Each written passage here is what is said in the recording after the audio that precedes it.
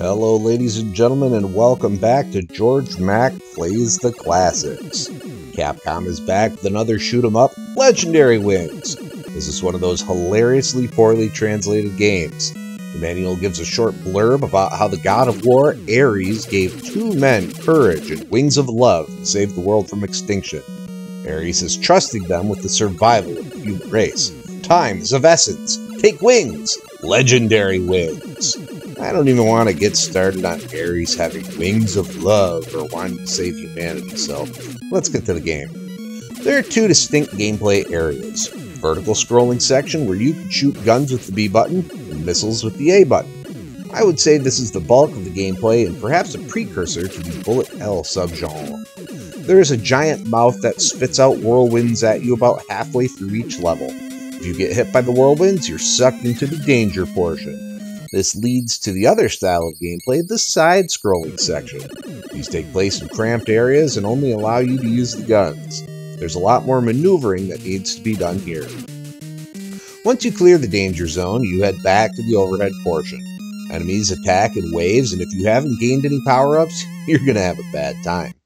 Throughout the level, you can find power-ups that strengthen your guns. You first get the twin laser, which doubles the attack power and shoots through weaker bad guys. Then the penetration gun, which is 3 times as powerful. Then the flame shots, which are only twice as powerful as the normal gun, but shoot in 3 different directions. The final power-up is the Firebird, which is 4 times as powerful as the normal shot, and is incredibly satisfying. It took me about 25 minutes of playing the first level over and over for me to stumble into the lucky stage that exists about 2/3 of the way through each level. You have to use the missile to take out a ground turret to find your way in. Lucky is a side-scrolling section that has no enemies, but tons of coin items, hearts, which allow you to continue, and power-ups. I had missed it each time before because I thought whirlwinds were always bad, but not in this case. The end of the overhead portions put you into a gauntlet of statues that shoot at you, but you can take their heads out with 3 missiles. Then a dragon boss that moves in a very simple pattern, and is simple to defeat, even if it takes forever with a normal gun. Once I got the Firebird power-up, the first 3 levels were a breeze.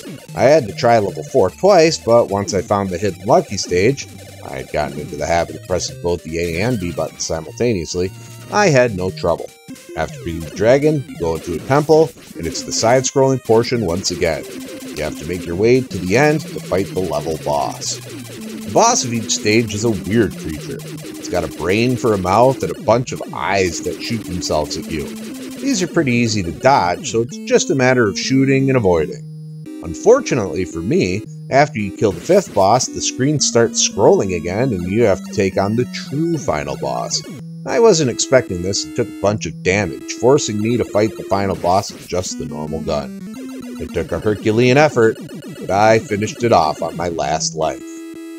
When it comes to grading Legendary Wings on NES, graphics get a 2.5. I'd say the graphics are on par with Gunsmoke, but there wasn't much advancement. Sound gets a 3.0.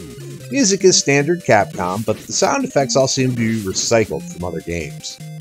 Gameplay gets a 3.5. I think the gameplay is solid. Go forward and shoot while avoiding enemies. Having both styles of scrolling is ambitious. Difficulty gets a 2.5. If you tried to play with just the normal gun, I would call it nearly impossible. The Firebird makes the game pretty easy though. It took me 80 minutes from starting for the first time to beat the whole game. Fun factor gets a 3.0. I grew into enjoying this as I played. Getting stuck with a normal gun sucks though. Overall, Legendary Wings earns a 2.9, gets a B. You can definitely tell that a lot of the Mega Man crew worked on this title. Definitely a worthwhile addition to any library. Well, that's going to do it for me for today. Please make sure to like this video. Let me know what you think of Legendary Wings in the comments. And hey, listen to the level 4 music and tell me what game that's from. And please subscribe to Head Drop Productions here on YouTube because we want you here for each and every video we release, because it is your destiny.